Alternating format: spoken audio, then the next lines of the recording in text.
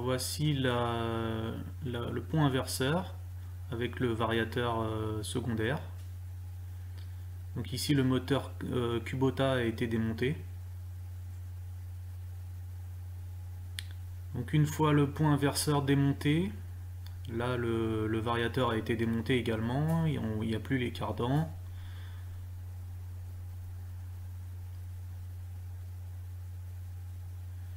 Une fois le carter démonté, on voit tous les engrenages et les roulements. Donc on va remplacer les roulements et réparer les pièces qui sont cassées. Voilà, ici il manque un ressort de rappel pour la fourchette d'inversion avant-arrière. Ça c'est le pignon d'inversion de marche avant ou marche arrière. Voilà tous les pignons et tous les roulements démontés. Il y a 3 axes, enfin 4 même. Et là c'est les pièces que j'ai retrouvées au fond du carter. Un circlips, une bille et un ressort. J'ai reçu les roulements pour les remplacer avec les joints spi. J'ai reçu aussi le ressort qui manquait pour le sélecteur de marche avant, marche arrière. Le circlips qui est mort. D'ailleurs c'est plutôt celui-ci, voilà, il est plus épais. Donc il va venir se loger pour... alors il vient ici pour tenir ce pignon. Normalement il ne doit pas bouger. Donc il vient à cet endroit là, dans la gorge qui est là. Donc les roulements ils s'en vont assez facilement en tapant légèrement dessus au marteau. Ils sortent tout seuls. Donc je vais pouvoir les remplacer facilement. Ils sont encore bons, ils sont pas du tout abîmés. Mais bon, tant qu'à faire, vu que c'est démonté, je vais les remplacer. Normalement ils sont à faire tous les 20 000 km. Donc comme je sais pas exactement les kilomètres qu'a cette boîte là, je vais les faire. Donc voilà, il va me manquer juste un petit peu de Loctite pour le joint de la boîte. J'ai vu sur YouTube donc le joint qui vient ici, c'est un joint papier. Et les gars rajoutent du joint silicone Loctite pour être sûr que ce soit étanche. Voilà. Voilà, j'ai remis en place le circlips. Il est là. Il y a aussi une rondelle entre le circlips et la roue dentée là, pour que ça tienne bien en place. Et du coup, ça bouge plus. Ensuite, celle-ci vient se mettre dans les trous. Voilà. Là, j'ai installé le deuxième circlips qui est plus fin. Il vient bloquer ce pignon là, cette roue dentée. Là, une entretoise. Et ensuite, on remet le roulement. Bon, là, c'est l'ancien. Je vais en remettre un neuf. Ça, c'est l'ancien roulement. Et là, le neuf.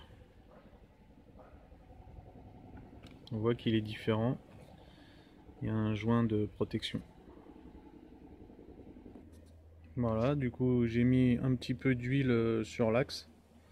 Et puis, je l'ai rentré tout doucement en tapotant dessus. Du coup, de l'autre côté, pour l'autre roulement, je vais faire pareil, puisque ils ont l'air quand même d'une autre technologie, donc je pense que c'est mieux. Donc voilà, pour celui-ci c'est fait. Donc maintenant on va remplacer l'autre roulement qui est là. Donc, toujours pareil, on va en mettre un plus moderne. Sur cet axe là je fais la même chose, donc là j'ai déjà remplacé celui-là. Par contre celui-ci j'ai un peu plus de mal à l'enlever. Donc c'est l'axe sur lequel vient le variateur de boîte. Donc je pense que remplacer ce roulement c'est quand même assez important. J'ai remplacé les joints spi sur les carters de la boîte. Donc pour faire ça, j'ai utilisé une douille de 27 pour déloger les vieux joints spi et puis pour remboîter les nouveaux. Alors je pense avoir compris pourquoi on doit utiliser de la pâte à joint pour les boîtes, parce que là, celle que j'ai commandée, c'est pas exactement la même. Donc c'est parce que mon modèle de boîte n'est plus fabriqué. Donc le joint il est un petit peu différent à ce niveau-là. Et ici, il y a un trou en plus. Donc il faut que j'achète de la pâte à joint pour tout remonter. Bon, on va commencer le remontage du pont inverseur. Alors, je me suis gardé une photo du démontage pour le sens des pignons. Je vais essayer de le remettre là. Hop. Donc, je me suis gardé la photo pour pas faire d'erreur.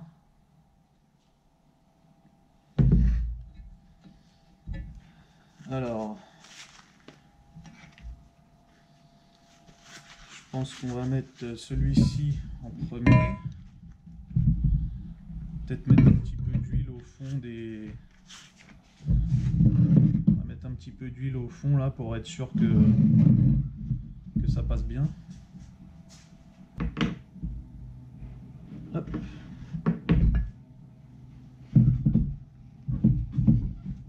Alors, on va mettre celui-là.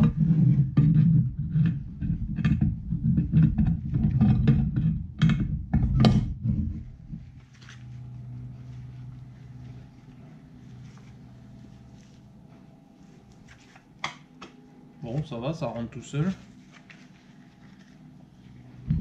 Pour l'instant, on va pas forcer. Alors, ensuite, c'est celui-ci avec ce pignon là qui était jusqu'à maintenant qui bougeait, mais là j'ai remis le circlips. Donc lui, il vient dans ce sens-là.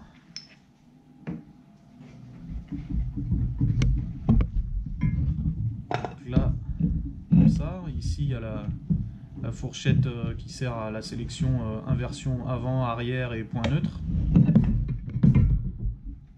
Donc là, j'ai remis un petit peu d'huile au fond, dans la gorge. Là, je vais pas pouvoir.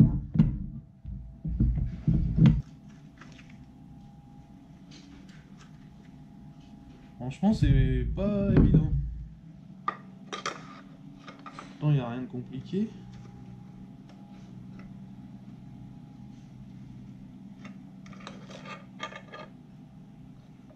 Lui, il vient là. Hein. Ah, faut les mettre en même temps. Faut les mettre en même temps, sinon ça passe pas. Donc là, c'est bon.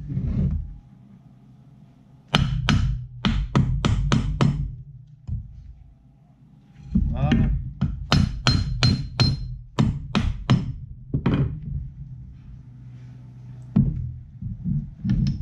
Alors à tous les coups, je vais mettre le troisième, il va pas vouloir passer non plus.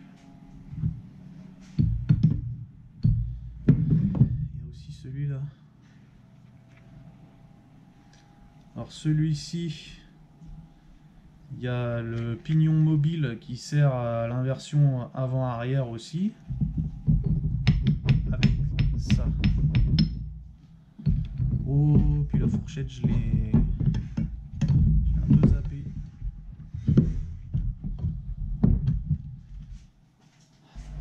Bon alors a priori pour pouvoir tout rentrer, il faut présenter tous les axes en même temps, mais sans les emboîter.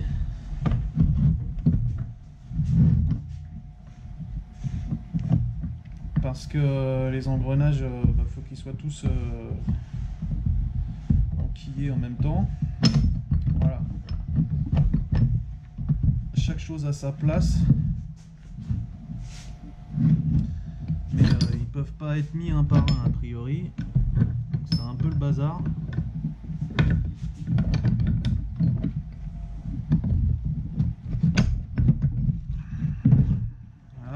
fourchette elle aille, pour que les pignons ils aillent tous au bon endroit. Là il y a le pignon libre. Un peu une galère, il n'y a rien de compliqué, mais en même temps on se prend la tête pour l'ordre dans lequel ça doit rentrer.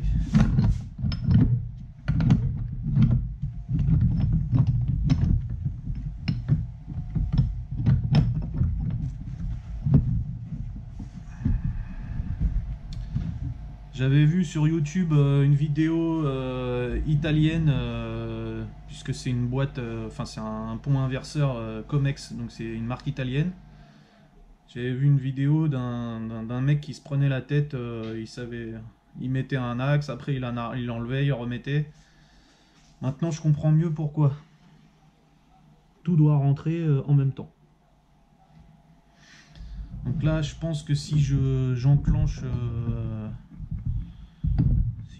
tout, ça devrait le faire. Donc,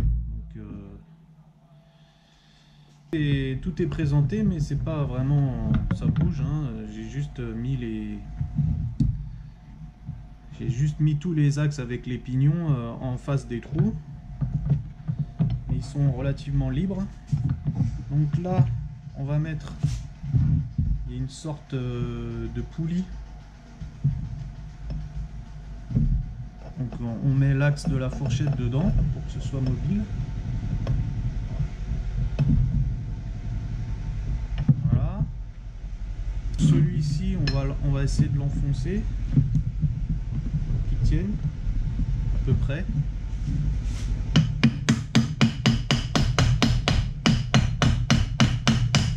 On tape dessus avec un bout de bois, hein.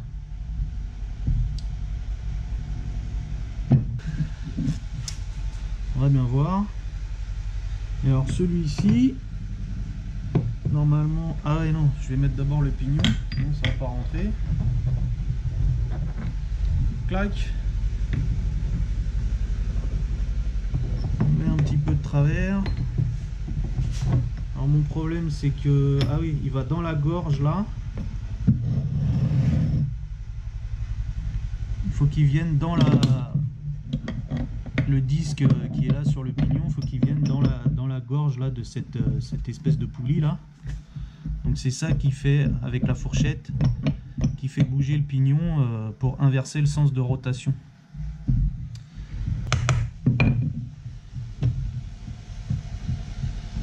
L'axe il est dans son logement, même si ça bouge encore un peu.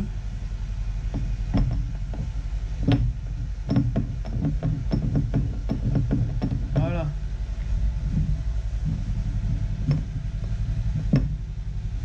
Bon, c'est pas parfait, hein.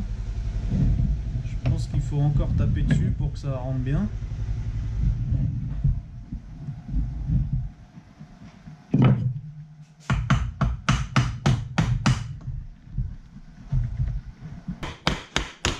Ah, là c'est rentré. Ça a l'air pas mal.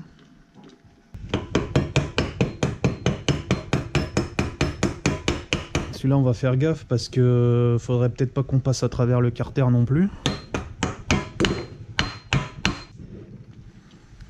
Ça a l'air pas mal. Donc là, si je tourne vers la droite, on voit qu'ici ça tourne comme ça.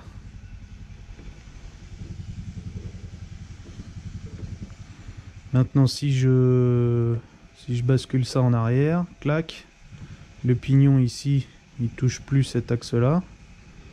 Je tourne toujours vers la droite. Là, donc ça veut dire que je suis en point neutre. Et si je continue à le basculer vers l'arrière,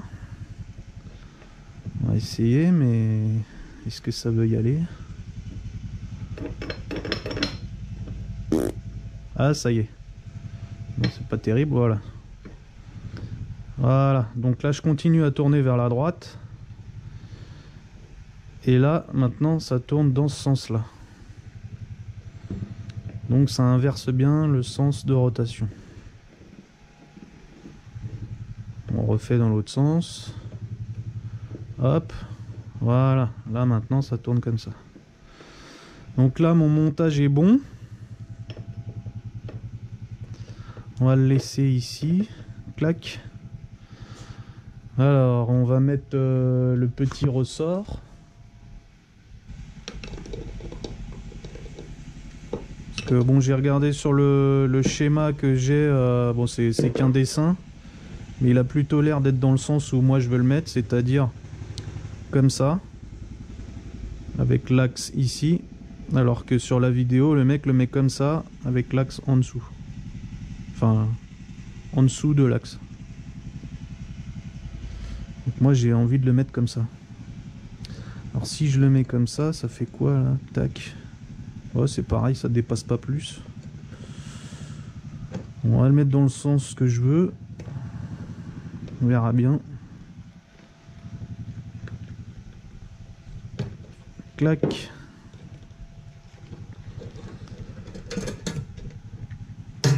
Voilà. Alors. Ah ouais, c'est un peu raide là. Hein.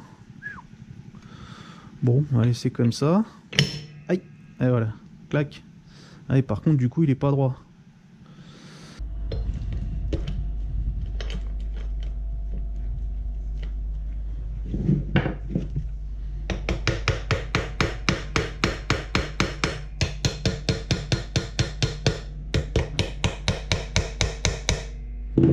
Voilà. Bon alors maintenant, il va falloir juste remettre le joint. Alors là c'est le carter qui va de l'autre côté. Donc ici on a l'endroit où vient se mettre le petit ressort avec la bille. Donc il va venir sur la fourchette de sélection. La bille va venir se loger dans les trous qui sont là. Donc marche avant, neutre, marche arrière. Comme ça, ça permet, là à la main on n'arrive pas à maintenir une position. Là la bille va permettre de maintenir la fourchette dans la position avant, arrière ou neutre. Voilà, donc j'ai acheté un tube chez Noroto. Ça vaut 9 € quand même pour 40 ml. C'est quand même c'est de la Loctite quoi, hein. C'est relativement cher mais c'est efficace. On va y arriver ou pas? Peut-être un peu trop petit mon trou.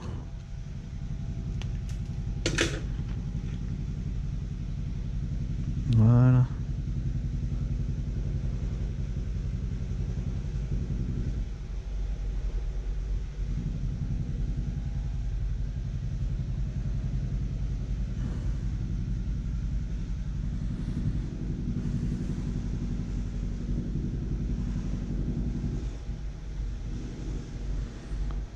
Bon, c'est la première fois que je fais ça, hein, donc je sais pas trop.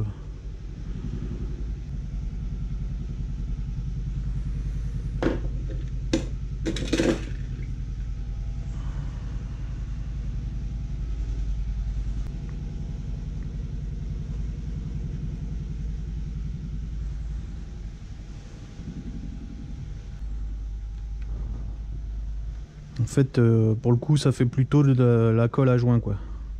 Je vais pouvoir couper ça aussi. Ah oui, j'avais pas vu qu'en fait là, j'ai pas. Bon, tant mieux. Hein. Heureusement que j'ai acheté la Loctite. Voilà. Donc maintenant, je vais en mettre sur celui-là.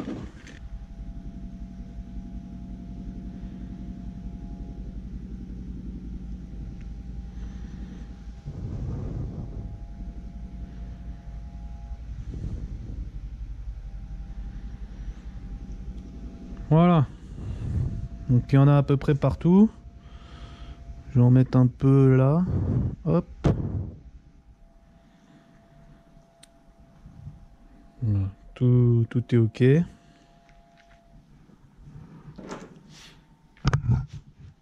Donc on va pouvoir présenter l'autre demi-carter. Voilà. Donc on va y aller tranquille. Éviter de tout casser. C'est de l'alu, c'est fragile. Et en plus, si jamais c'est cassé, ça coûte 250 € le demi-carter. Donc on va éviter de le péter.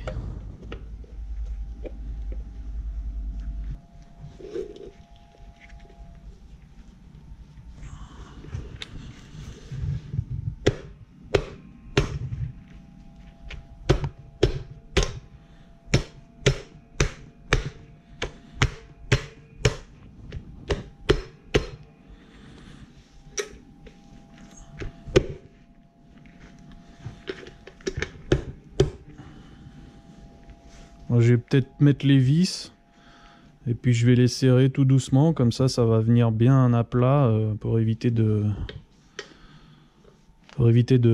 forcer de travers. Bon, voilà, j'ai remis toutes les vis qui permettent de serrer les deux carters ensemble. Donc il y en a, pour l'instant il y en a qu'une que j'arrive pas à mettre parce que c'est encore un peu trop écarté. Donc on va resserrer ça gentiment, sans forcer. Et comme ça, la boîte sera, les deux carters seront accouplés.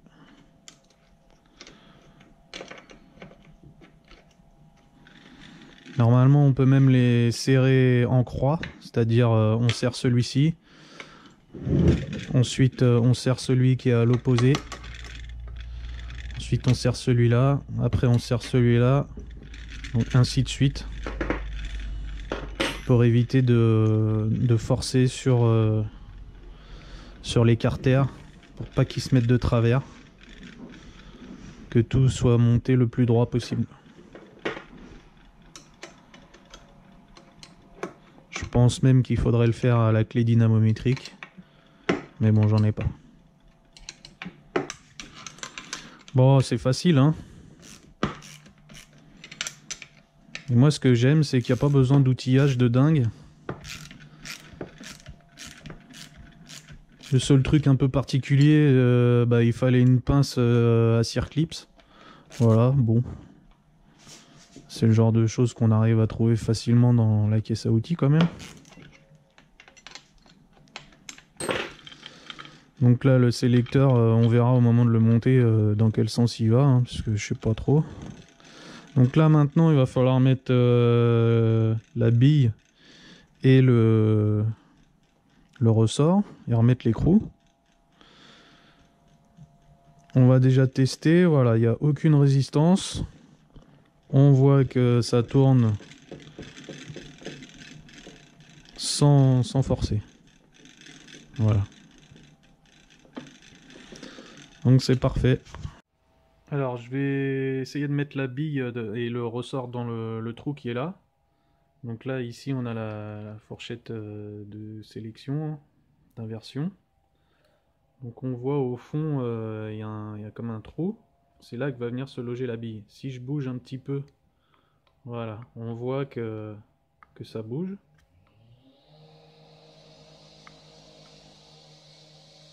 Donc là...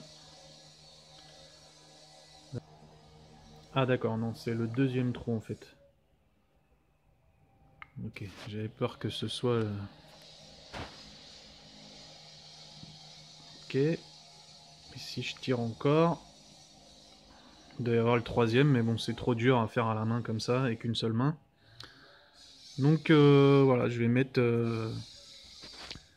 la bille, le ressort et l'écrou.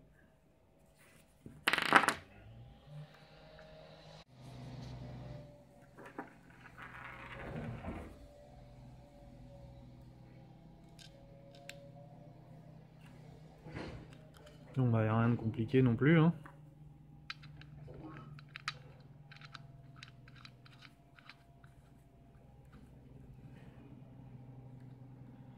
Et voilà. Maintenant, il n'y a plus qu'à serrer ça avec une clé de 19. Maintenant, il n'y a plus qu'à remonter le système pour le compteur. Donc ça vient, il y a une petite dent qui vient se mettre dans la gorge ici. Quand la boîte tourne, bah, ça fait tourner le petit axe pour faire tourner le câble de compteur.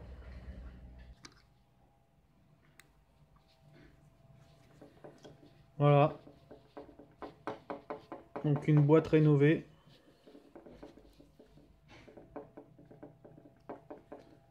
Alors, bon, évidemment, je l'ai pas encore essayé, donc on peut pas savoir, mais bon, je pense que tout est ok. Il faut savoir qu'une boîte de exam comme ça, reconditionnée, ça vaut entre 600 et 800 euros.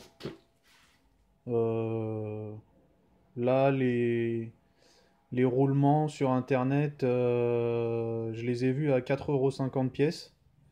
Bon, là, c'est des roulements SKF, donc ils sont certainement plus chers. Le joint pour la boîte, il coûte aussi 4,50 €. Les ressorts, billes et compagnie, c'est pareil, ça vaut entre 2 et 5 euros. Le Circlips, il vaut 1,50 €. Donc bon, voilà, il n'y en a pas pour très cher de pièces. C'est relativement facile, il vaut mieux le faire soi-même.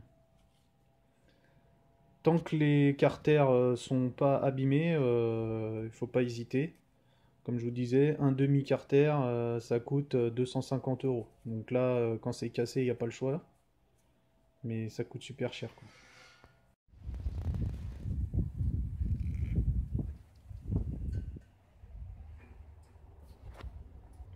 Et voilà, avec le variateur secondaire installé sur l'axe.